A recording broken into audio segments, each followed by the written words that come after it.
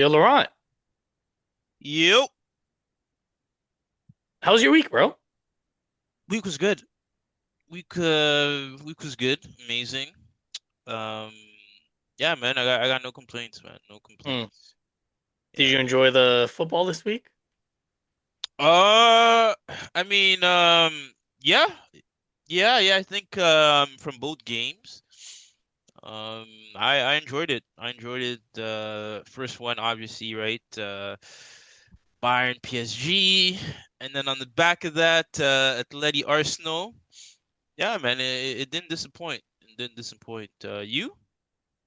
Oh, it was amazing. My team was playing. Okay, okay. Oh, Yeah, you still talking? my team was playing. My team played well.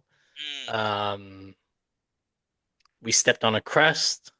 mm. Um, yeah, Okay, and how well did you guys play? I would argue that we played as well as the game at Etihad. Oh, versus City, Yeah, your most recent one. yeah. Mm, And I okay. do have to give it to Arteta because some of the substitutions I was not expecting.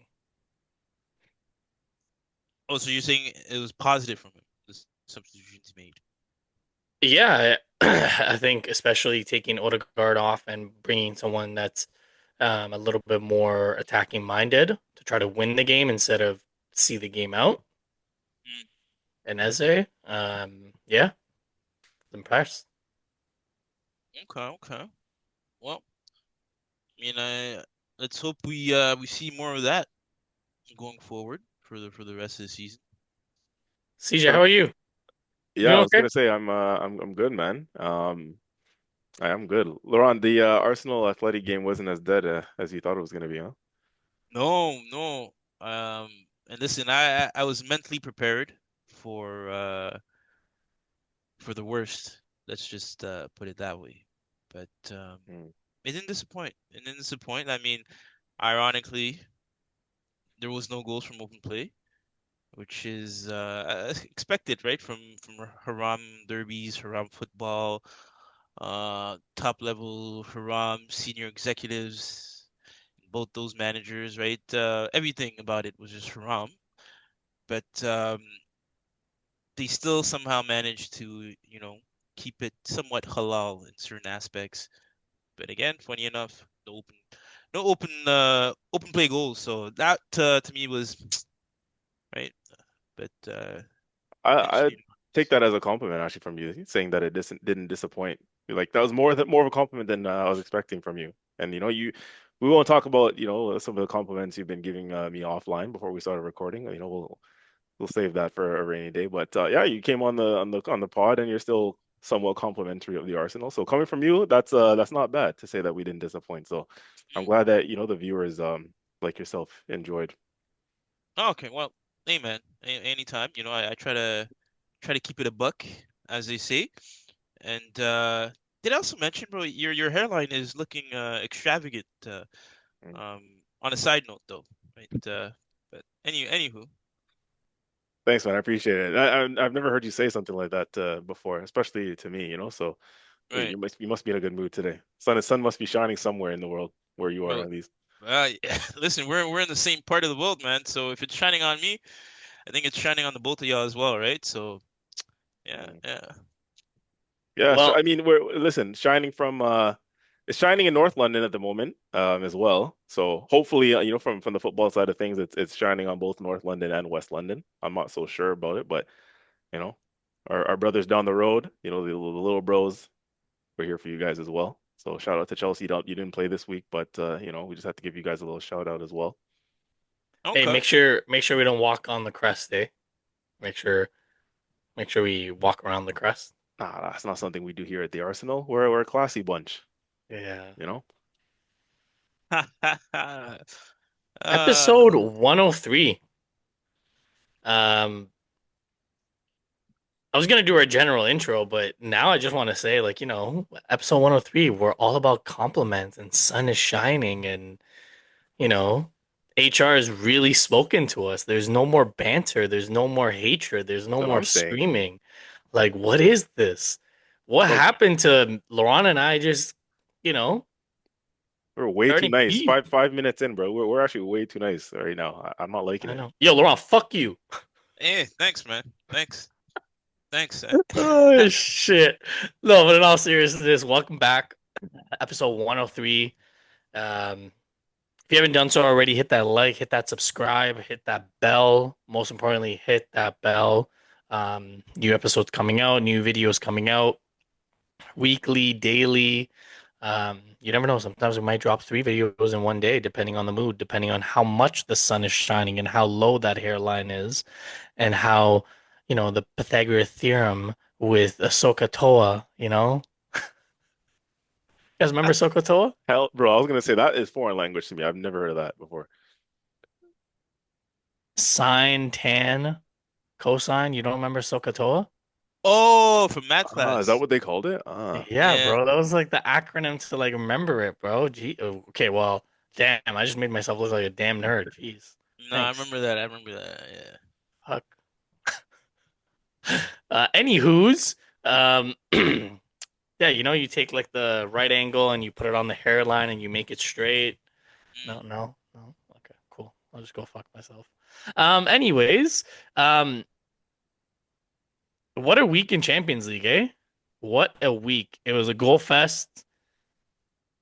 And the snooze fest wasn't actually much of a snooze fest. It was a lot of drama in both games, from different sides. The game at Madrid at the Metropolitano, like Laurent said, didn't disappoint. Um, Obviously, I'm biased because I'm an Arsenal fan, but I do have to say I was quite impressed with the game plan. I was quite impressed with the way that we went in there, and I don't know about you, CJ, but I was quite shocked that Ben White was starting. Hmm. Um, Especially in a game where you know that the Madrid players want to get under your skin. I feel like Ben White is one of those players that like gets involved in that a lot. He likes the dark arts. He I feel like he can easily rile people up, but he can also easily get riled up. And I think Christian Mosquera, having played in Spain and Valencia, I thought he would maybe be a better fit for this game. But Ben White didn't disappoint in my eyes. Um, Really? I I I don't think he like I think he could have done more, don't get me wrong, but from where he's been and some of the crappy games I guess he's had, he didn't disappoint as much. Obviously, I think he could have done more, but I also think he doesn't have that relationship with Madueke. And I don't think I don't think the same connection is there where it was last 2 years it was him, Odegaard, and Saka. Um, 1-1 draw. Like Laurent said, no goals from open play. Before we get to the controversial call, um, for me, I think it was a very controlled performance.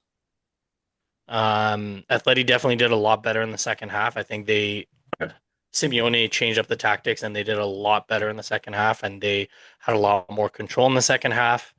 Um, Julian Alvarez is a bad man. Julian Alvarez is a bad man. If the rumors are true that we are trying to go after him, CJ, like whatever it takes, because he can play off the left, he can play a false nine, he can play at the 10, he can play number 9. Completely changes the game for us. But my only worry is, and I know this is a conversation for a later day, but if we do get someone like Julian Alvarez, one of Kai Havertz or Gyökeres might have to depart because we can't have all three of them, or we keep them as a depth piece, right? Like something's got to give. Hmm. Um, and the only talking point before obviously we get to the controversial stuff, and before I pass it off to you, um, David Raya made a couple incredible saves, but we need to have a discussion about his erratic play style recently. I don't know what it is, and I don't know if it's tactically um directed, like the coaches are telling him to play the ball quick, But there's a few scenarios where I was like, dude, just kick the ball up. Get the ball out of the danger zone. Right? You don't like we're in Madrid. This is a away Champions League leg. Just don't give the crowd any reason to get loud. And I think there's a few moments throughout the game where I was like, man, come on. Like why be so risky? Just be risk averse. It doesn't matter. Like yes, the coaches are telling you this is the style that we want to play, but you also in the middle of the game, you have to read the scenario. How many times from corner kicks that we get the ball and he's trying to like spring the offense, spring the counter starts and then the ball's already coming back. Hmm. Like take a breath. Like let's we still got more games left. We still, don't go there to lose it. Um and I don't know where it's coming from over the last little bit. Like I could understand at the Etihad, like yeah, you got to go for it. It's a one-off game, but like this is two legs, right? We had control. You know what um, the Metropolitano want. They want fast pace. They want to have some mayhem. Just slow it down a little bit. Take the sting out of the game. Um, and last but not least, I think Victor Gyökeres actually had a pretty decent game. I think this game actually really suited him. Um, there's still some, and I think you brought it up. I think there's still some positions, some phases of play where the midfielders, primarily Martin Odegaard, will refuse to pass the ball to him to feet.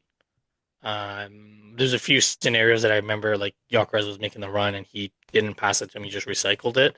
Now I don't know if it's more so because he doesn't trust them, because I know if it was Kai Havertz, that ball's going in there, right? Um, but overall, I think Gyökeres had a pretty decent game. That penalty was Oh he yeah. he took the leather off the ball. Like that was, you know, he put his foot through that. Um, yeah, how'd you see the game? Yeah, you know what? And again, I agree with you guys and with Laurent coming out and from right off the bat and saying, well, that definitely didn't disappoint. I know I mentioned in our group chat right after watching the game that said, and I said, that's kind of what we were expecting, wasn't it? But in terms of the gameplay itself, it wasn't what I was expecting. Maybe the final result, a 1-1, definitely a lot less goals than the other semifinal that we're going to get to. So when you look at the final result, a 1-1 sounds about right from what you'd expect from this kind of game. Even the fact that the game was only decided on set pieces again, or like two PKs, right? Nothing crazy from open play, nothing extravagant in that sense. But no, when you watch the actual 90 minutes on the eye test, it was a decent, I felt, fascinating game, a good tactical battle, right? Um, just running through it quickly, I mean, first of all, you get into it, the players come out of the tunnel, and right away I'm thinking, away game in Europe semifinals. First of all, big up to the atmosphere of the Metropolitano there in Madrid. Like it's an amazing atmosphere, intimidating for any opponent to go and play in for the most experienced of players, right? And it must be a dream to play in as well it is, and as well as it is intimidating and whatnot. It must be again, like I said, a dream. It's what what you as a professional footballer is what you probably what you live for, right? That kind of environment, hostile, crowd, fans, everyone rowdy, everyone's up for it, and that must get the home players up for it as well, right? I'm sure the players um themselves, whether home players or away players, everybody gets up for that kind of atmosphere. So um but I think we handled it really well in terms of the way the game started. Yes, being the home team, this is where the fascination of the back and forth game came into play for me, because the way it started was I felt Atleti got on the ball quite a bit, but we grew into it. We rode the initial wave, and then pretty much for majority of that first half, we were in control of the game. We were in control of the play. Aside from a snapshot here and there from the likes of Julian Alvarez, which you're going to get with the individual brilliance. Um, Otherwise, we had most of the play. We were suffocating them. They couldn't get out of their own half. We suffocated them in their third for the most part. Every time they try and get out, we would win it back in midfield, and then we would go again. As you said, what we look at our team sheet on paper. No one's ever really wanted to ever see a Martinelli, Gyökeres, Madueke front three ever again. But lo and behold, we went into the semifinals of a Champions League with that front three. And when you look at the front threes in the other semifinal and you compare it to the front three we started with, it's like wow, like chalk and cheese, like difference wise. But That front three that we started with, I would say two out of the three actually did well in the first half. If we're just talking the first 45 minutes, I think Martinelli was the one where you'd say, below par, but I felt Madueke actually had a decent first half. Again, we're talking for their standards, right? And for Gyökeres, for a guy who's had a lot of criticism, um, Gyökeres, I think, he put himself about. He's not the what were the words that we were using offline? He's not the sexiest, most beautiful of footballers, right? You don't watch him and think, oh my gosh, the way we will enjoy watching Elise, Diaz, Kvaratskhelia, these guys, But Gyökeres is not a pretty footballer on the eye. But what he is he's effective still. You know what I mean? And for me as a defender, I can speak to this. Like he gives defenders, and he's still a nightmare to defend because the guy just, you know, instead of beating you with two step overs and a shimmy and gone, he'll try and beat you with just pure bully ball and just try and run through you. And he just, you know what I mean? You just can't ignore him. He's a presence that you just have to deal with in some capacity as a defender, and it's annoying his style. But it works in some ways. And again, he used it to good effect in this game. Whereas guys like Jesus, Kai Havertz, even right we like those guys because they're better footballers, they're more intelligent footballers. But in the box, when you need a striker there to just cause havoc and mayhem, more often than not, especially Jesus, he's not there. Jesus will link up the play, collect the ball from deep, and then by the time we get the ball to the final third, we have no striker in the box to play it into. Whereas Gyökeres, obviously, he creates the own penalty that he wins, right? It's the fact that he's there, he gets himself in such a good position. The defender is a little bit too eager and too tight to him to try and get to the ball, but Gyökeres being in that position, right? He puts himself there, he gets in front, feels the contact, and he goes down. And for sure, it's a definite penalty. There's no arguments about that. We're going to get to the other controversial moments in the game, penalty-wise, but that one for sure was no question a penalty. Some were even arguing that maybe the defender could have been sent off in that position because Gyökeres is in on goal at that point, and the defender clatters him from behind when he's kind of already in on goal. All he has to do is have a strike. Um, so some were arguing online. I was hearing all kinds of debates that potentially that could have been a sending off for the defender, but I mean, it is what it is. I'm content with the penalty call. It should be. Definitely a penalty. And yeah, he converts it. And again, for all his flaws and his faults, Gyökeres, this is why you need a player like this in these situations. Semifinals of the Champions League, hostile environment, away from home. That guy's cool as ice. Just slots it away as if he's in training. And we know that he has one of the cleanest, ball striking techniques from a dead ball situation. Um, rifles the net, as you said. Just again, just the way he strikes the football is we know his finishing ability is top tier. There's no one else in our team that I'd rather have taking a penalty in that situation, right, than Gyökeres. So um, yeah, puts us up 1-0. And like I said, the only other unfortunate thing is that you'd think that based on the balance of play in that first half, we could have had another at least. We could have maybe gone up Yeah. 2-0. Again, Gyökeres, good play from him going down the left channel. I don't know if you guys remember this early in that game. Oh, Gyökeres just runs all the way down the left channel, slots in Odegaard. Odegaard. And what does Odegaard? Odegaard does what Odegaard does, just Oh, indecisive in the box, takes a touch.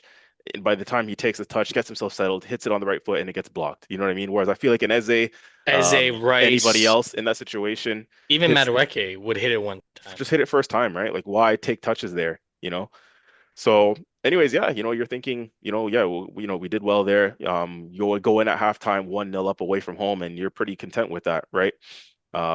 The way, like I said, we controlled the game and controlled the play. And before I get into the second half quickly, I just want to say something tactically. A couple actually good tactical things were done in this game, but one of the things that was massive for us in this game was that I don't know if you guys noticed, but Arteta switched Rice and Zubimendi's role from what it has traditionally been throughout the season. Zubimendi's been deeper, right, as a number six. Rice has been further forward as the box to box gets in the box, the more number eight style midfielder. But he switched it around in this game, where Rice was sitting more deep as the holding midfielder, getting the ball off the back line, off the keeper, and Zubimendi would make the forward bursts into the box, which we can talk about this at a different time at a different pod. Tactically, that's actually something I prefer, and I like that we do. Um, because I think Zubimendi has a little bit more guile, typical Spanish midfielder, tidy on the ball. We know he's got an eye for a pass. We know he can be effective in the final third. We've seen it before. I would actually prefer him in those situations sometimes, right? Because maybe for all Rice's good qualities, a lot of things that people say about Rice is that he's not, um, the best in terms of, he's not going to play those Fabregas-esque, Iniesta-esque line breaking passes, right? That's not really Declan Rice's game. So when you need someone to be incisive and a little bit of invention in the final third, perhaps you trust Zubimendi more in those situations than a Declan Rice, right? And the combination play, funny enough, that leads to the penalty is Zubimendi playing it to Gyökeres before Gyökeres got fouled in the box. So that was through Zubimendi's work. So I like the fact that Zubimendi was getting a little bit further forward and having that license. Um, but yeah, like I said, good controlled first half. We get into the second half, and obviously whatever Simeone said worked for the Hmm. team because he switched the tactics as well. Obviously, he went to a back five slash back three with the wing backs, played three center backs. And then they squeezed us up high up the pitch, right? So you're from halftime until about around 70th minute, they just swarmed all over us, right? Whenever we got back on the ball, they pressed us high. We couldn't get out. We would lose possession. And yeah, they get their goal and you know probably deserved. I mean, penalty, those are a penalty in Europe. We saw the day before with Alfonso Davies. Again, I believe it's harsh, but in Europe, those are the kind of penalties that they give, Yep. And the Ben White situation was similar. It went off of his leg or shin first and then hits his arm from a scuff shot from their player, mind you. It wasn't even a clean strike. He didn't mean to hit it that way, but it's a scuff shot, hits Ben White on the leg and then hits the arm. So again, I think it's harsh, similar to the Alfonso Davies one the day before, but in Europe, they give those. So it is what it is. But yeah, at that point they deserved their goal. And then some would say we're fortunate not to be down 2-1 at that time. Lookman misses a good chance. Oh my Um, God, yeah. Griezmann hit the crossbar. So, we rode that wave and then Arteta reacted again. He bounced back and countered what Simeone was doing. He made the three substitutions and bringing on Jesus, Saka, and Trossard. So more ball players, more ball dominant players, guys who can get on the ball as opposed to, runners like a Yoker as a Martinelli. So he brought on more guys who can get on the ball, keep possession for us. Not to mention the Eze one that came before that, right? Which I think was very smart, a very good sub. Eze, we know he's that game changer for us. And if we're going to go on to do anything this season, Eze needs to start and play. Eze is the one player that we can all probably confidently say in this team that we trust to be a difference maker. And I think he showed it when he came on in this game. Um, but yeah, so just Arteta's reaction to how Atletico and Simeone started the second half, I think Arteta's reaction was good with the substitutions. It swung the balance back in our favor. And then by the end of the game, you're saying we were probably unfortunate not to win it. So, you know, very good and interesting, fascinating game, I thought, which sets it up nicely at the Emirates. But there was a obviously controversial decision in the game that we're gonna get onto. But yeah, I mean, overall, I think 1-1 based on the balance of play throughout the game was probably fair. I don't know if you guys agree with that, Yeah. but Yeah. I think there's not enough credit given to that Griezmann chance. Because if you watch that replay, he was literally falling backwards.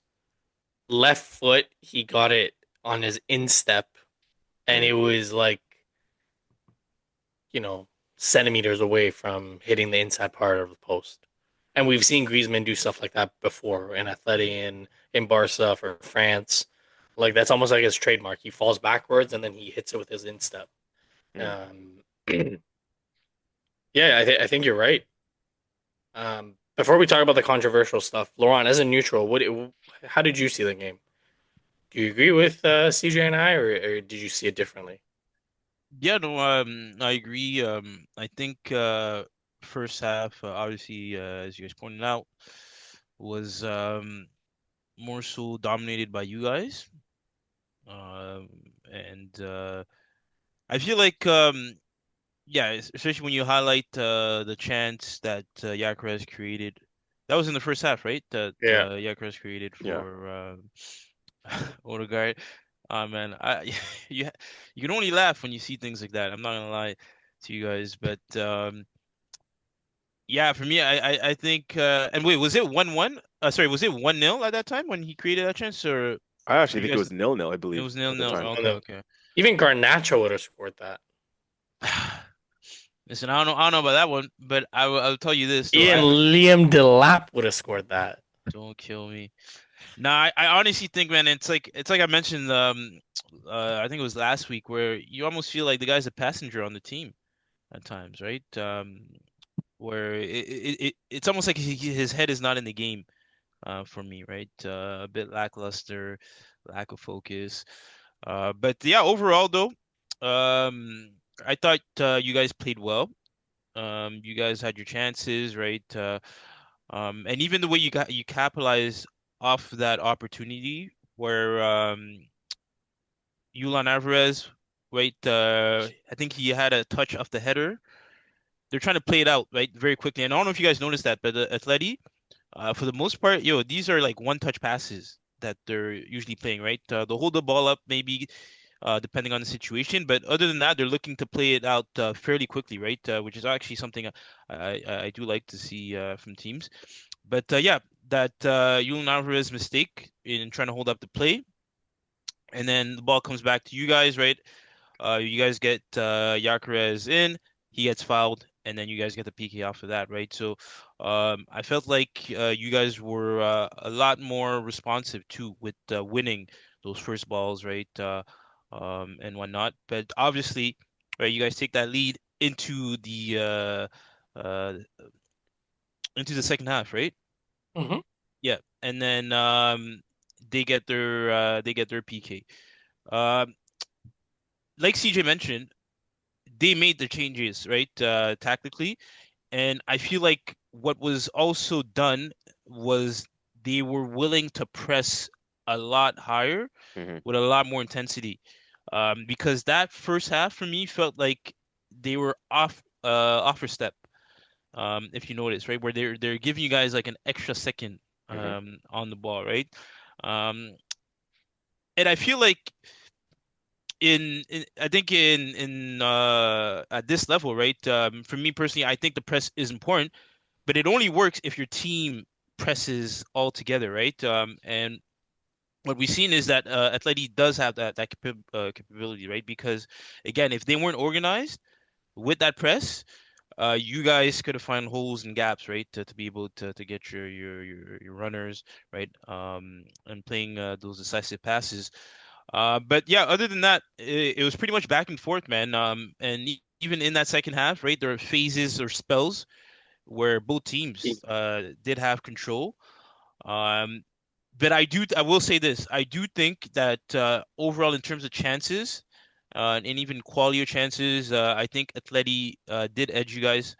Um, and obviously, right, the Lookman chance, which was quite big. Some are even saying that had he fell to the ground, apparently that could Hmm. have even been a penalty shout, right? But you see, bro, that's why, bro, that's why I like players like that. They don't, he's not in the drama classes that David Raya is in. All right, that's what I'm referring to. For those of you who don't know, when I give shit to players, because some players are actually willing to stay on their feet and for the sake of the game, right? So they don't just fall to the ground where you can see, like, let's be real, right? We know of other players, even on my team included, Chelsea, who would have like looked to get the call, right? Fall to the ground and then appeal for the penalty, right? So kudos to him. But yeah, he obviously didn't take the chance.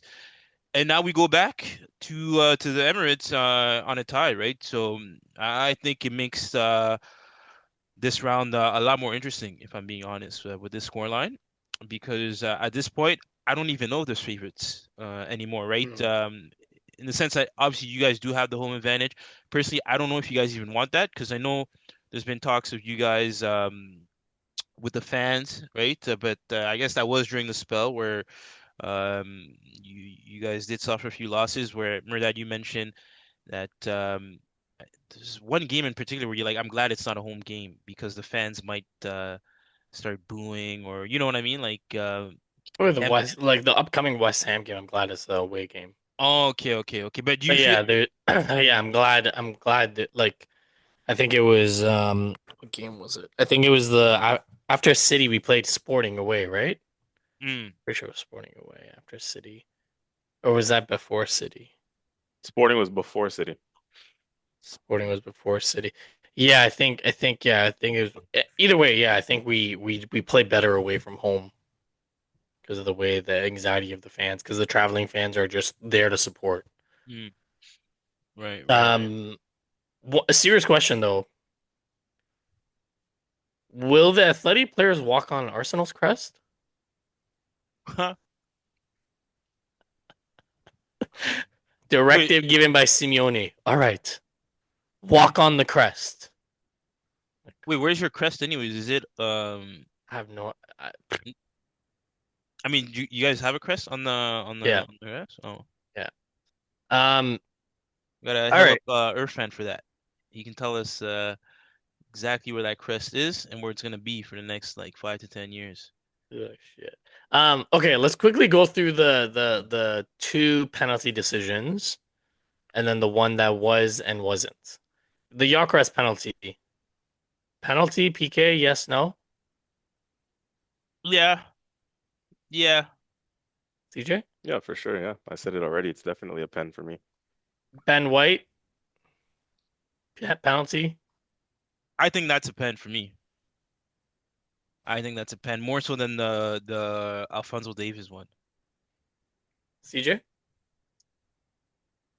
I can understand why it's a pen, to be honest with you. And again, in the Premier League, I don't think they give that, by the way. I just want to say that it's annoying how they have different rules for the different competitions. It's football is football, you know what I mean? Played in the same white lines with the same nets, the same ball. So at those two high level competitions, it should be pretty, structured and pretty. It should be the same, to be honest with you. But I can understand why that one was given.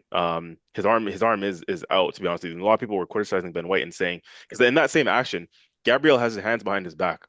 Right, regardless. So Ben White should kind of be doing something similar. It's a little bit lazy from him to have his hand out in that situation. I think Gabriel's one of the best at it. We see how many blocks Gabriel gets in, right? He always defends with his arms behind, and he gets numerous blocks. And so technically, Ben White should probably be doing the same. Is that an unnatural position? You can say so. He's only a little bit unlucky because, again, it did go on to his leg first. If that hits his arm straight on, right, without hitting his leg, Yeah. I think 105% that's a penalty. But he's unlucky because it hits his leg first and then goes on to his arm. But his arm is out, so you And could that probably shouldn't have say, been given, right? Like if it hits mm, your leg, it in the Premier League, the way that they say it's proximity. yeah, Like But how can you? I feel like in this case, because again, when I compare to the Alfonso Davies one, in Ben White's case, I think his arms were more unnatural, right? And more like outward as opposed to closer to his body, if you see what I'm trying to yeah, see. I And can then I understand think, that. and there was a distance, right, from Yeah, but hitting like where, yeah, whereas on Alfonso Davies, it's almost like it's instant. You see what I'm saying? Like it's just instant knee, boom. And then he's actually his arms are a lot closer to his person. Whereas I think with Ben White, it was just reckless, in my opinion. Like, you know, if for Champions League, yeah, I think it's a penalty, but I think that definitely needs to be reviewed, not just for because of the Arsenal game, but just in general because there's been so many penalties like this given this year in Champions League that needs to be reviewed. Um, For the you, so I penalty. assume you think oh, sorry, maybe you're going to get into it. I was just going to say your opinion on that.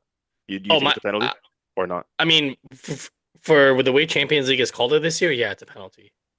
But do I think it's a penalty overall, not just in Premier League, just overall? No. Like if it hits your leg, like I know Laurent, you're saying like it's not a natural position, but if you're like going, like your body's naturally gonna want to, like I don't know. I feel like we're getting a little too critical and too hyper.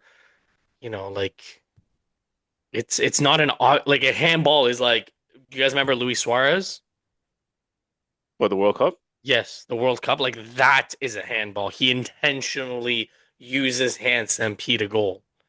Not like these fucking like he's like turning away to make a block and it hits his hand. Oh, that's a penalty. Like that's not what the rule was supposed to be.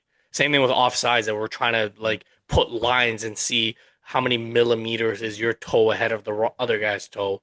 If I have size 9 feet and you have size 13 feet and I'm the defender and you're the attacker, well, I'm sorry, because your foot is size 13, your toe is going to be ahead of my toe, so automatically offside. Like that's not offside. hey man, just have smaller feet or make sure to clip those toenails, bro. Like Yeah, coming easily, exactly. right? You know what I So, mean? You know what I'm saying? So, yeah, I think, well, like Laurent likes to always say, by the letter of the law, it is a pen. But I think the law needs to be rewritten. Um, the penalty that wasn't and wasn't Hanko on Eberechi Eze, the same Hanko that caused that fouled Gyökeres that did not even get a yellow card, mind you. Right? We were talking about a little bit earlier, CJ, you were hinting at could it have been a red, which I think a red would have been super harsh. If it was the other way, I wouldn't be shocked if it was a red, to be honest with you. But obviously, at the Metropolitano, they're not going to get red for something like that. Laurent, I'll come to you before I go to CJ because I have a feeling of what CJ's thoughts were on this pen or not pen. Was that a penalty for you?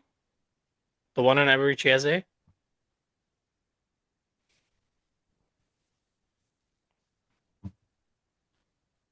I think the question more so is should it even have been overturned too? That's another question, like a part two to the question, because once it's called, it's like, is that even enough for it to be overturned? But I'll let him Right, right, answer while because I think. of Because is it clear and obvious? Is it right. clear and obvious mistake when it takes you 6 minutes and 13 different angles? Yeah, this is a tough one, man. I'm not gonna lie because Very tough. it's one of those. Wait, hold on. Sorry, Lauren. Before you answer Yeah. that, can I just say for listeners, viewers, this is the exact reason why I think if you pods ago CJ asked, are you VAR in, VAR out? I am VAR out. There's zero reason why we should be sitting here spending 10, 15 minutes talking about a penalty decision. If it was called, it was called. Whether it was a mistake or not a mistake, that was the beauty of the game before pre VAR, right? Referees would make shitty calls, referees would make good calls. We could just react. We can't react anymore. We're always turning our head looking to see if we're offside, turning our head to see what VAR is going to say, right? That's what VAR has taken away. Sorry, Lauren, I didn't mean to. I mean, honestly, bro, listen, I think sorry, just before I even answer the question, I mean, in terms of VR, I think VR is a good thing, bro. Even outside of football, you know what I mean? Like, you go out, you go to the club, you come back, right? Your missus thinks you've been out and about, and you can go to that screen, do this VR thing, right? Right. So there's Talk about the beautiful hairlines. exactly right. So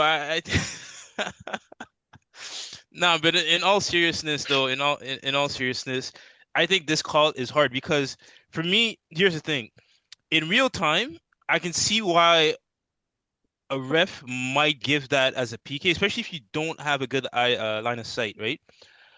But then, funny enough, when you kind of look at the replay, it doesn't look like it's too much of a worthy of a foul, right? To me personally, like when you look at that replay, right, it does seem a bit softer. Whereas in real time, that's when you almost think, okay, okay, yeah, he got fouled, right? And essentially why the call was made. But yeah, as CJ mentioned though, given clear and obvious, right? Usually you're not supposed to go back on the initial call. But for those of you who are watching at home, my gosh, did Diego Simeone have a say in that? So yeah, man, listen, if you're if you're an Atleti fan, you have to commend him for it, right? Because at the end of the day, he's doing everything to make sure his team gets over the line. And can you blame him? I'm pretty sure Arteta would have done. I think any coach does that in that Well, yeah, position you if heard you're in. Arteta. Well, I don't know if you heard Arteta's post match conference. He did like because the journalists were trying to ask him about that, and he said the reaction is normal. Mm, Any coach, any manager would have done that. Any fan base, any player, opposing player would have done that. hmm It's up to the referee to hmm remain objective and not be, coerced by external noise. Right, right, right. Yeah, but yeah, no. To me, like I said, real time, yeah, you make the call. If there's no VAR, I think that's a penalty. Yeah, I think that's a penalty, most likely. CJ? Well, yeah, it was a penalty because that's what the ref called. And part of my language, but yeah, the ref's a pussy.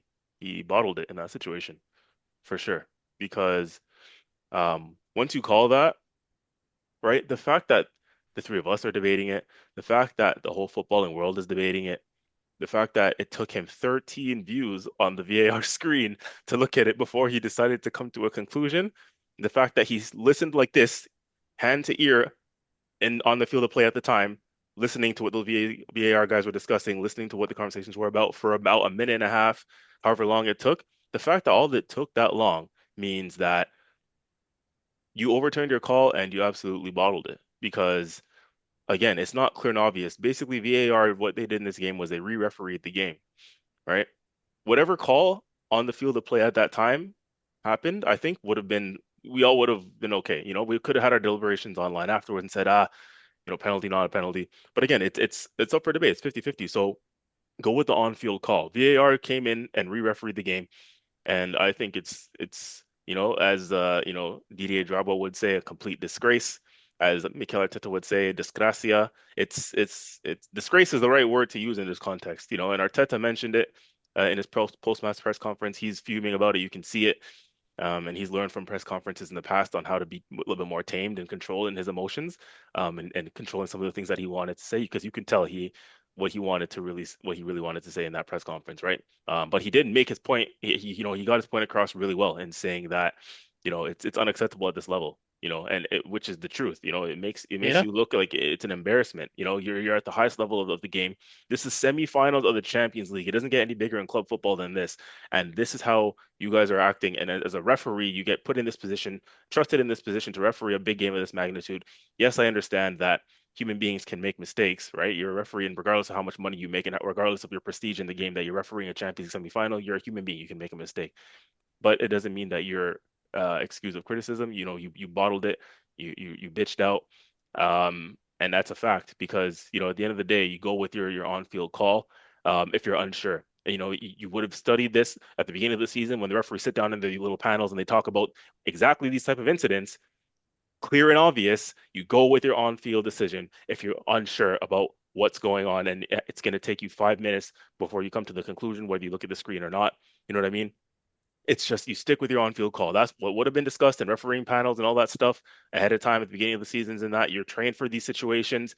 Stick with your on-field call. Why in God's green earth you'd overturn it in that situation is beyond me.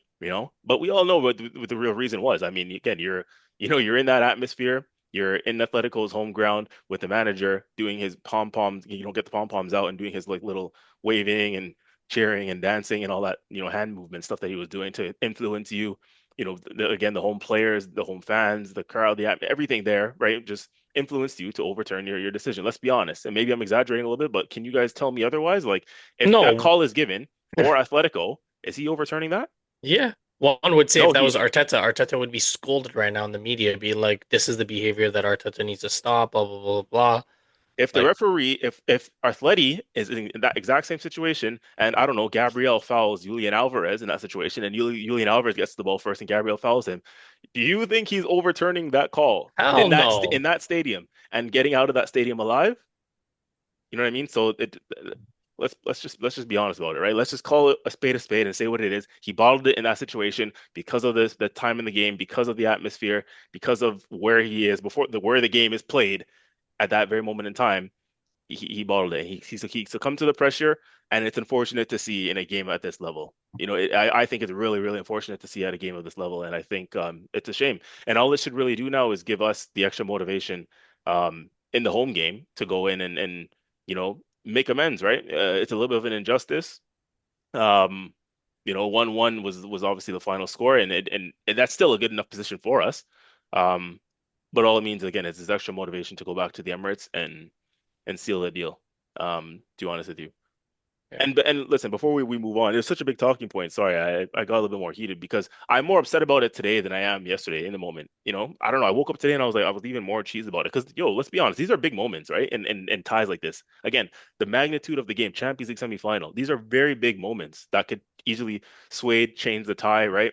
So that's why it's just even more frustrating, right? We can say, at the end of the day, the game was a 1-1 draw was deserved, maybe on the balance of play. But again, this is different. Like, maybe over the balance of play, it's deserved. But Atletico didn't even take their chances, right? That Lookman chance, that he had a chance to put them up 2-1.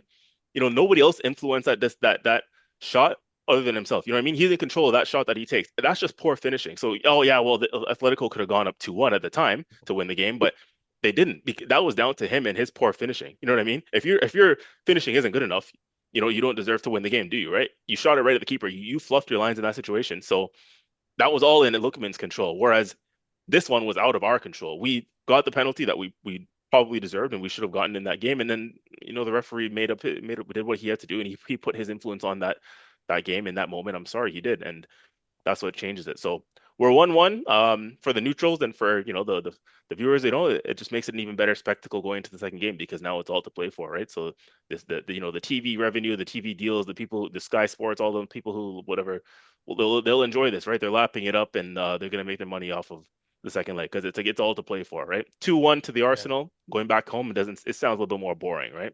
But now both teams have to go for it at the Emirates, so we're gonna see how that's gonna go. What are you trying to say? Mm. Hmm? What do you mean?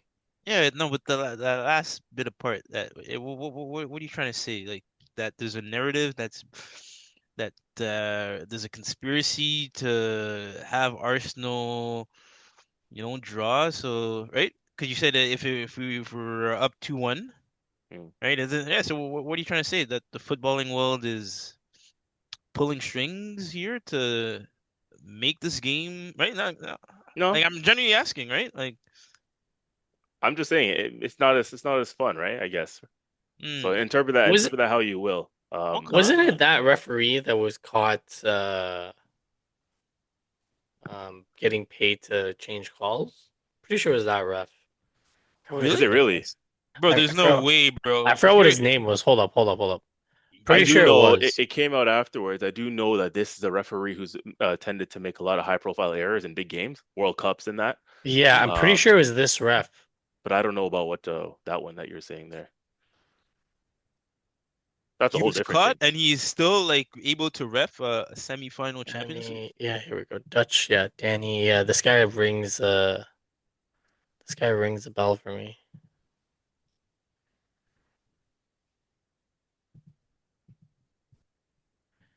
Yeah, this guy rings a bell. Yeah, 2021, the ghost goal, Cristiano Ronaldo, Portugal, Serbia. He didn't allow um Ronaldo's last minute goal crossed the line but wasn't awarded because there was no VAR goal line technology.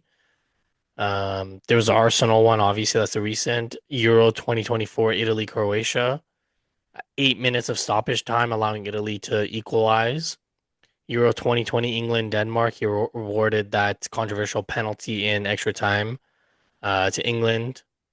Remember when Sterling was fouled? Mm. Um, and then his conduct at in an Eredivisie game. And then in 2021, there was another ghost goal that was similar to the one that Ronaldo had. The ball crossed the line, but he didn't use goal line technology. The same ref. Same ref. These are But all he the didn't same ref.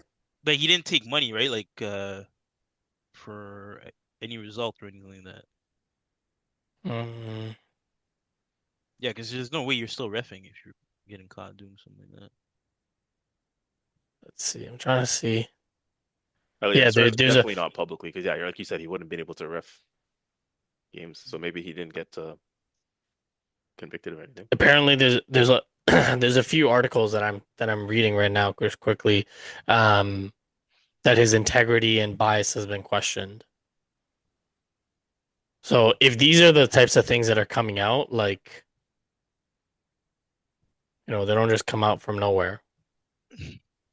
Usually the refs for the second game is not the same, right? No, it's not the same. Oh. Um anyways, let's shift gears a little bit. Happier thoughts. Um a game in which we saw goals and then some. 9 goals, was it? Yeah, Right? I think it was the most in the Champions League, right? Yeah, Yeah. semifinal. Semi, yeah. Um what is there to say? That was a phenomenal game, and at one point it looked like Bayern Munich were gonna pretty much lose, and they were out of the tie when it was 5-2, and then all of a sudden they come back with the Upamecano goal, and then Luis Diaz 2-3 minutes later. I will say this. Well, actually, I got a few things to say. First things, I don't know why you're laughing, but the first thing is this, is that I don't know if you guys heard about this, but some news reporter, some guy on some, I guess, some big outlet channel actually said that this was the worst game of football he's seen, or like this is the worst football he's seen. And his reasoning was that's not what football is. Almost trying to say that there was no midfield, that this is not, what I mean, this is not football. Football isn't meant to be like basketball kind of thing, back and forth, right? So Yeah, a few people are actually citing on the opposite, where they're saying that the Arsenal Atleti game, that's what football should be, whereas this game, no, this is not it. This is not what we want football to look like. No defending, all of this, blah blah blah. Yeah. What do you guys have to say? That's the dumbest shit I've ever heard in my life. Hmm. I Well, mean, honestly, yo, and I don't know if you guys remember, but during the game, yeah, I think it was during the game. I messaged in the group and I was like, the commentator is taking shots at your managers, right? And if you guys were, depending on which network you guys were listening to the game, the guy was essentially trying to say that some managers would be shrieking at a game like this, that, right? Like it's too open. But did you see what company said to Enrique at the end of the game? But what do you say? Enrique came down. Well, company was walking by Enrique, and Enrique is like, "Did you enjoy that?" He's like, "Not very much." yeah, Oh wait, I think that has merit. and Enrique said that? No, company said that. Oh, Kempe, right, right. Okay. So, and did he elaborate on what he No, meant by because he this? just walked away because Enrique was doing an interview. Right, right, But I think if you ask company and if you ask Enrique, like, yeah, it was a spectacle, but like that's like for what it's worth. Like I know where you're trying to get at that either one of these teams would beat any of the other teams on the other side, but I don't think the defensive structure of Arsenal or Atleti would ever allow anything like this to happen. And we've right, already seen Arsenal play against Bayern, and we've already seen how Arsenal played against PSG last year. And I would right, argue that our midfield got better this year. right. So no, but what I'm saying, so that the guy's point, right? The guy from the network who said that this is not what football should be. If we're even taking company's response, right? I assume you're using that to support what the guy from the network was No, saying, I right? think the That guy from the network, what he said, he's stupid. Because if this was a 1-0 stinker, be like, oh, PSG brilliance, blah, blah, blah. And then the other side, it's like, oh, we have goals. Like, this isn't what football is about. Like, then what is football about? Football is about moments. Football is about joy. Football is about watching a team be down 5-2 and all of a sudden, in a span of 3 minutes, make a tie out of it. Realistically, if the game finished 5-2, none of that comment would have been said. It wouldn't say, oh, PSG's dominating. There's a reason why they won last year. There's a reason why they're going to win it again. But why? Because Bayern was able to make a comeback. Now this isn't what football's about. Seems a little too convenient. hmm. CJ, you agree? If what you're saying, like about how that guy said it, is correct, like I assume maybe you're paraphrasing there, obviously, but there's certain aspects of that I agree and disagree with. Um, I definitely agree that you shouldn't be defending in that manner. I don't think that that's um I think like if for us, we enjoyed that shit, right? But if I'm a player, especially as a defender, and if I'm a coach, I'm annoyed with that, with how my team is defending in that game and how open that is, to be honest with you. So I don't think, again, as a player and as a coach, yeah, no, I think Luis Enrique, you said it was, who said he didn't enjoy it, or company didn't enjoy it? Company. Company didn't enjoy it. Yeah, I think I would have the same reaction as company. It's too much of a gamble. It's too much of a heartache and a headache if you're a coach watching that and you're watching that kind of game and that kind of chaos and that kind of score line at the end of it. Mind you, both teams are still in the tie, so it's still well balanced. But it's not every day that you do defend that poorly and you go down 5-2 that you're gonna make a comeback and bring it to 5-4 where you can still be in the tie, right? At 5-2, sometimes you can be even completely out of it if the other team decides to set up shop and PSG decides to defend properly. Then they could have seen out the game Hmm. properly and therefore seen out the tie. So as a fan, as an outsider, yeah, I love that. I love that shit. But internally, if you're involved in that as a player and as a coach, you don't really want that, to be honest with you. It's not the way they should be going about it. What are your thoughts? Yeah, no. So, um, I think I'm a bit undecided on it. Because obviously, on one end, I'm wondering if it was just the offensive. power, right, that these teams have, that's what causes that distortion that makes it seem like the defending just isn't there. You see what I'm saying? Where and also the fact that they both have the willingness to go, right? To take those risks. And we understand that, bro, any team, even if you mention Arsenal and Atleti, if those teams suddenly decide to push up and take the risk, you leave yourself open by default, right? Like it's just that's the nature of the game, right? To hit your opponent, right? You have to assume the risk of exposure to yourself, right? Hmm. And in most cases, those teams are defensively sound because they're more so conservative with that kind of risk going forward, right? So that's why finding that balance. Um, but other than that, yeah, I think, bro, when you even look at the type of chances that they were creating for themselves, it comes from the offense, man. Like, you see what I'm saying? Like, Yeah. even the Diaz one, that was a ball over. This guy touches. Oof. Now that was Yeah, sexy. I yeah, will yeah. tell you right now, that was sexy as hell. And Ramos, to me, he did. I think Ramos defended that well. Because when you look at what Ramos did, he stayed in front of his man. He didn't even, Ramos? yeah, no, not Ramos. Marquinhos? Yeah, Marquinhos. Sorry, yeah, Mm. yeah, yeah, Marquinhos. It's like Yeah, this man's going back to yeah, yeah. Word. Yeah, yeah, he got all messed up with the sexy talk. Like, yeah, damn, bro. Laurent, like, Don't, yo, put it away, bro. Chill. PG-13. don't kill me. But yeah, no. Marquinhos, I think he defended that well. It's just the Yeah, I agree. execution Yeah. on the attack was just stellar. And I can tell you, bro, you eight eight strike or wingers messed that up for me. Like, you see what I'm saying? Because one either after you've settled the ball down, you might even go for the shot too quick. Now you're off balance. The ball goes away, right? I think even he faked it one time to see how Marquinhos will react, and then he kind of like put the ball to the side and then placed it, right? So all of that, I think most attacking players mess that up, and you don't get the goal, right? But yeah, no. Overall, both sides, I think were spectacular going forward, right? And that was a result of that. The one thing too I want to highlight on the back of what CJ said, um, where you said that at 5-2, PSG probably should have defended a bit more, right? So a bit more conservative, which for me personally, I think I would agree because if you this could come back to bite them. If they go into that second game and they lose, you can look on the back of that and say that Luis Enrique did not make the right decision managerially at that point in time, right? To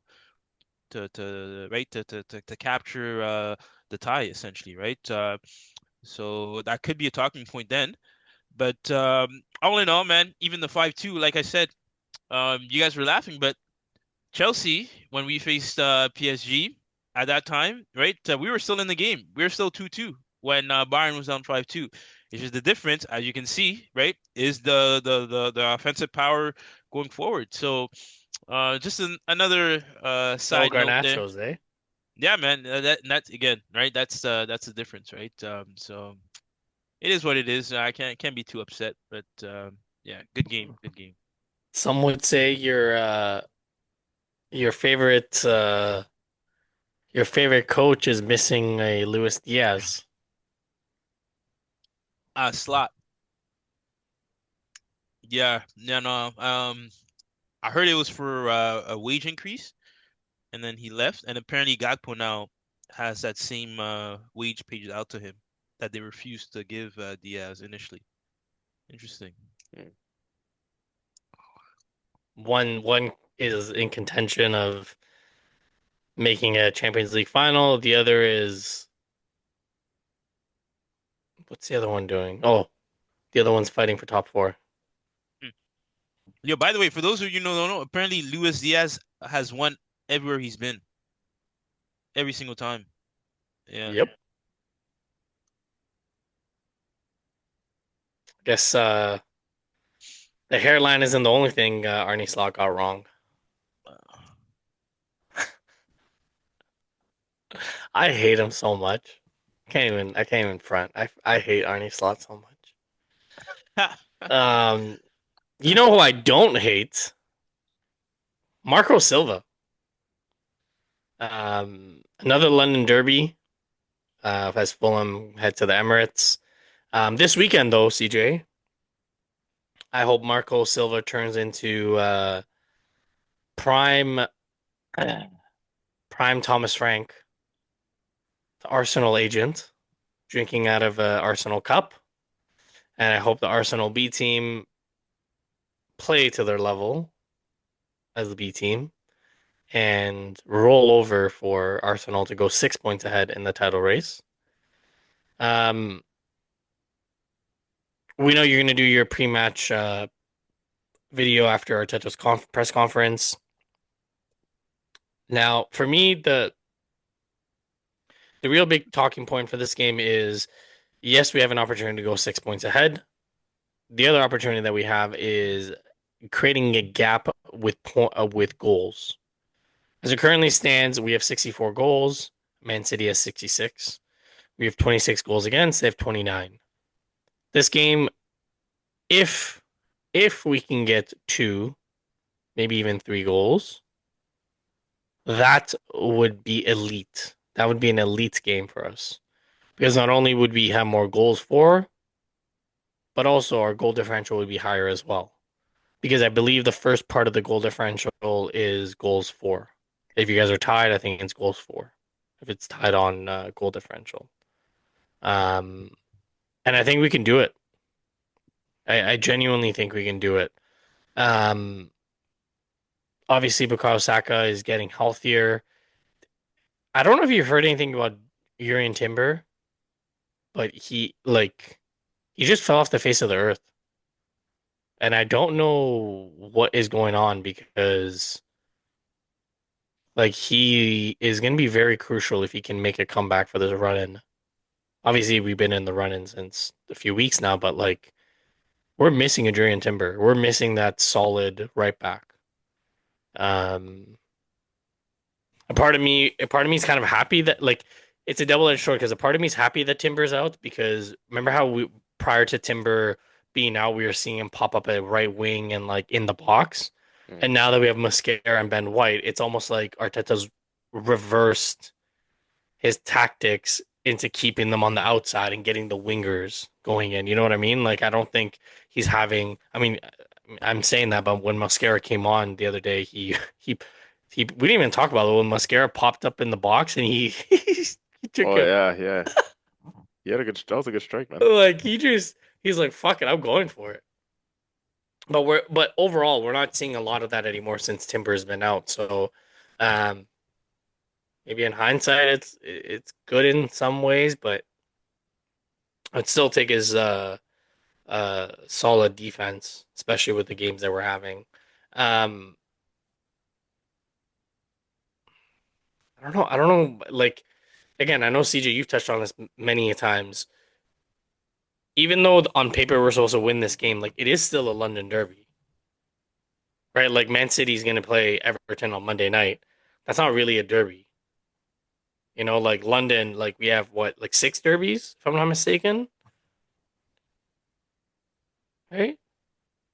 Is six derby? I think we have six derbies. Obviously, the North London derby is the biggest one, but they're all derbies. Any London club, and they don't want to see another London club win the Prem.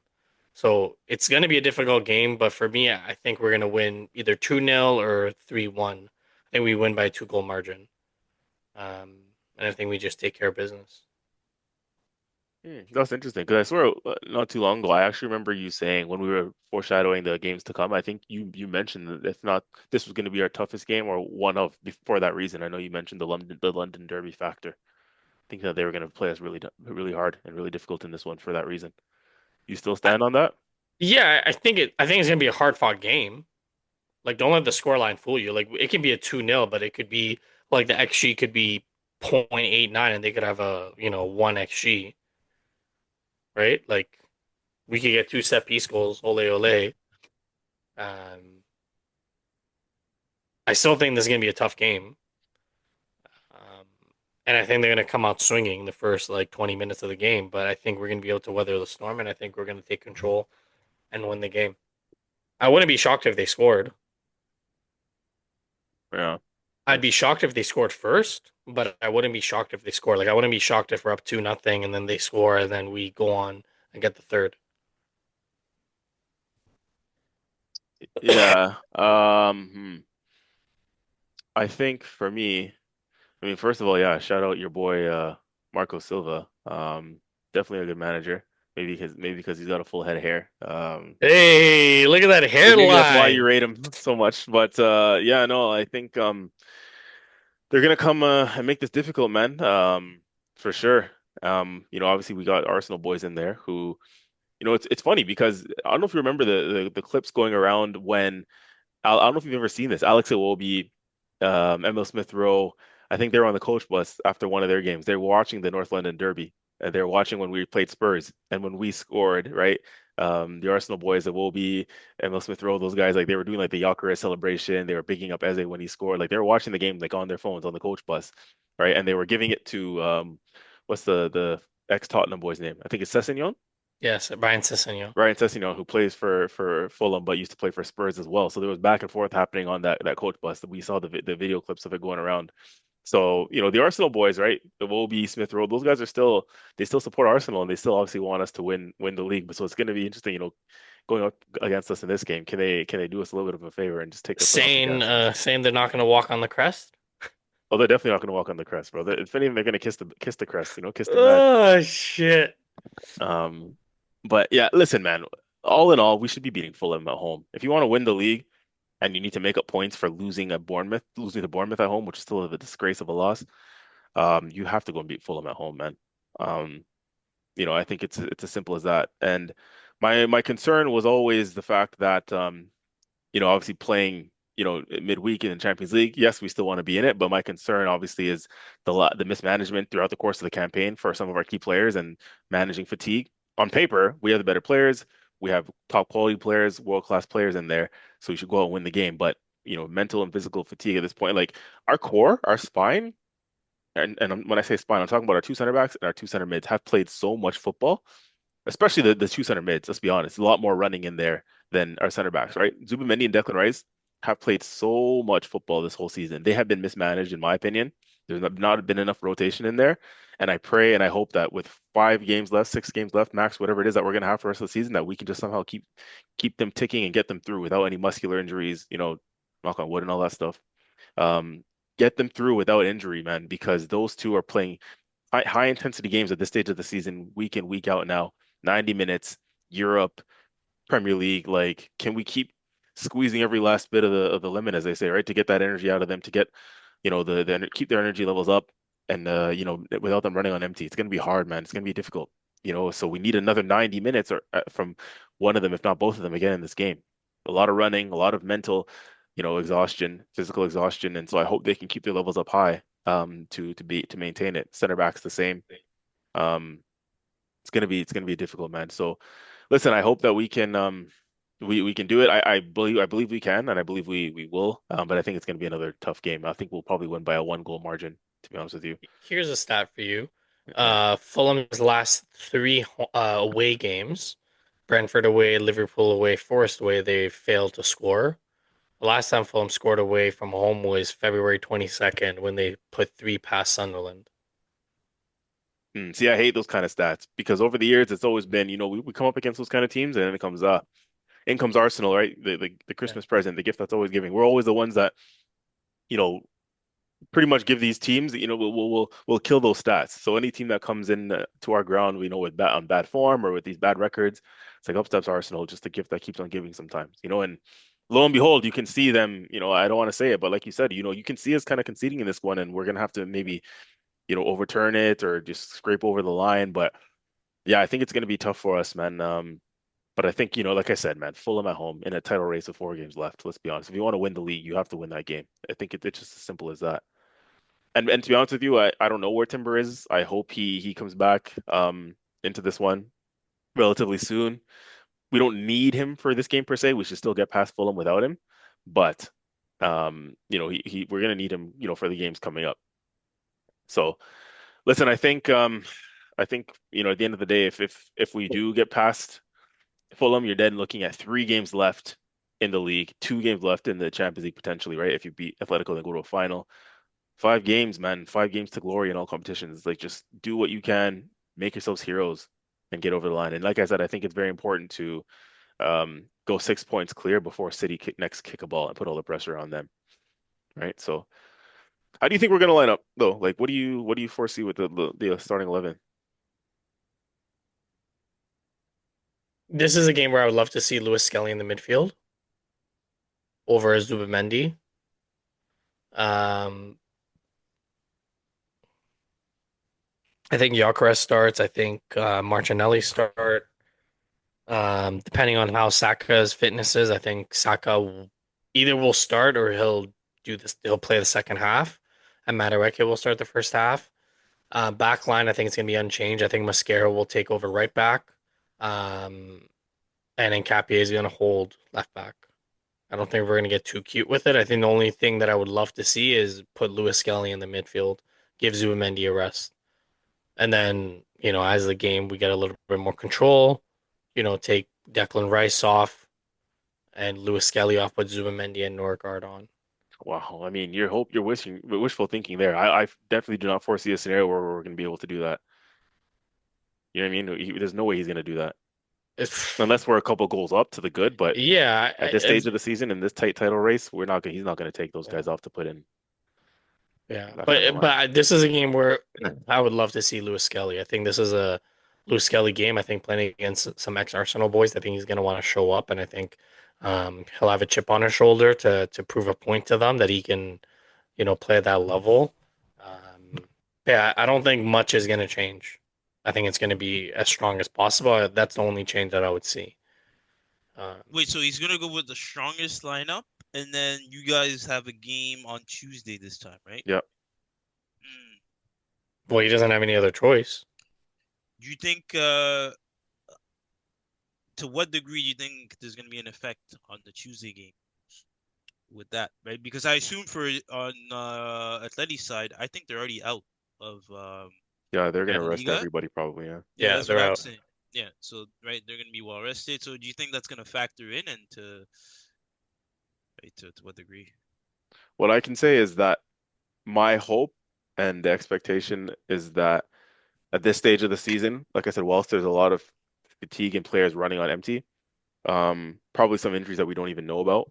Um, you have to hope and think that the excitement of potentially getting to a Champions League final and the excitement of a run in the Premier League where there's only a few games left until you can get to the summit, that is what's going to carry the players through. Like that's the hope, right? That's what you have to think. So regardless of what, the doctors will do all kinds of tests and determine, whether players are in the red zone or not, in terms of fatigue and physical energy levels and whatnot. But again, like I said, you just have to hope that again, and I'd be saying this to the players if I'm the manager, right? You guys have a few games left.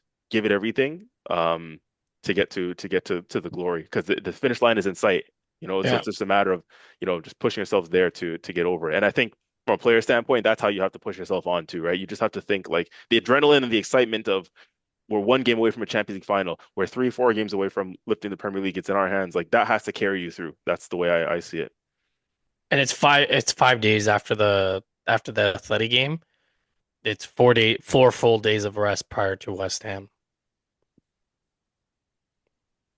So, and then after that, we play once a week because the Champions League finals after the Premier League's done, right? So there's gonna be a lot of time to rest.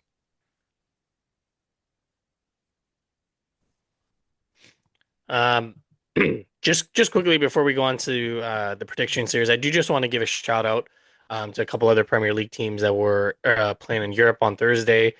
Crystal Palace took care of business in Ukraine, beating Shakhtar Donetsk 3-1, heading home in the Europa Conference League. Oliver Glasner, if he is leaving, he may leave In with the a what? In the what? Sorry. in the Europa Conference League where Oh, Crystal Palace should be playing in. oh, Not a okay. top, not a top six club that spent $2 billion. Crystal Palace that spent maybe 300 million for the entire roster. Sorry, That's sorry, Crystal Palace. sorry. Don't I'm not too familiar with that. Sorry, I don't. Sorry, Mm, we can actually pronounce these names, these team names, not Drew Garden. mm. I got you, bro.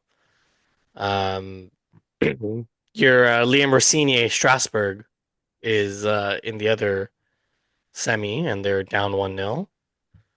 And then Aston Villa Forest. I watched this game. Forest 1-0 heading to Villa Park in Europa League. They'll either face Freiburg or Braga.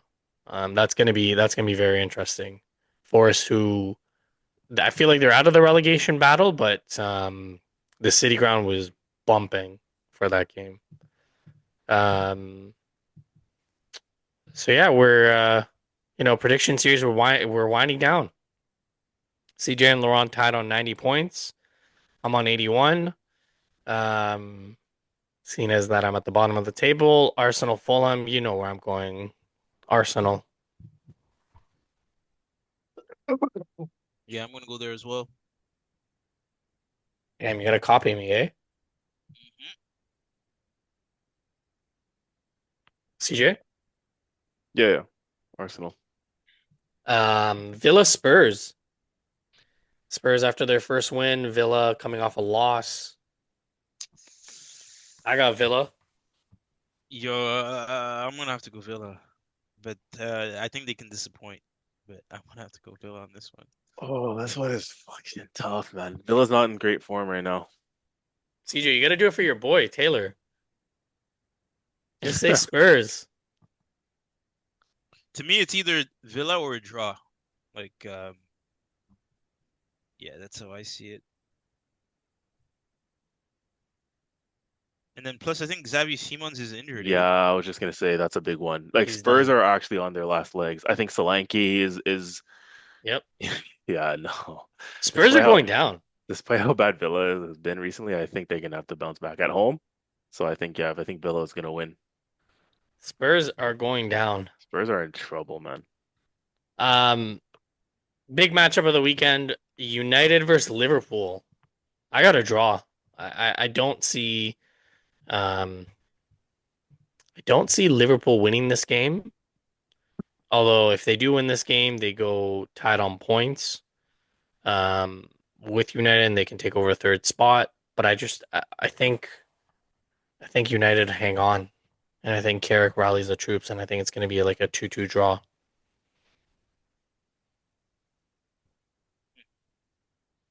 You know what? I think I'm gonna go to Liverpool on this one. Arnie slot. Na na na na na na. Um, Remember, no Mo Salah. Wait, he's injured? Yep, no Ekitike. Oh yeah, I just took in Ekate's out. Hold on. He's doing his homework on the pod again, CJ. Yo, wait. Oh, Isak scored last game. yeah, Isaac, yeah. Um, yo, wait, what's Salah's injury? Pretty sure it's muscular. Oh, yeah, yeah. Fuck it. I'm gonna go Liverpool. I think Slot is gonna edge on experience on this one. Come on, Woods. Jeez. I felt like you're saying that to wind up Murad. No, no, no. I'm being that serious. Like, I You think, actually think that he's gonna be the difference? yeah, I think he's gonna, yeah, yeah. I think he'll have his team set up pretty well. Hmm. Plus, Carrick to me, Carrick, he's still Carrick taker, bro. At the end of the day, let's not forget. Jeez. Oh man, I actually think that I think this is gonna be a draw. But it's funny Eh. that you think Liverpool because if I actually were to pick a winner, I kind of feel like United would win. But I'll stick with the draw prediction. Well, that's the pod, fellas. CJ, why don't you give us the outro this time? So one of us is gonna take. Actually, no. Why don't you give us that outro with that beautiful hairline, as Laurent likes to say? Mm. I swear, I said extravagant. Oh shit! We'll give you a sexy pass for an outro. Y'all are too much. Well, Oh shit! What's to say? What's to say? Yeah, people, thanks for locking in again. We're here. We're back. We will be back on Sunday. Um, and we'll be back regularly throughout the season. And like I said, after the season, keep it locked here because we will be still rolling during the World Cup, reacting to the World Cup games, etc. Um, and yeah, man, just keep it locked because we're doing some big things up in here. So yeah, nice to have you guys along for the ride. And the journey is just as fun as the destination. So you know. Um, with that being said, all three of us here, our clubs are still fighting till the bitter end for something this season. So that's nice. And yeah, we'll be here to react along the way. We at Arsenal Football Club don't necessarily play beautiful, sexy football.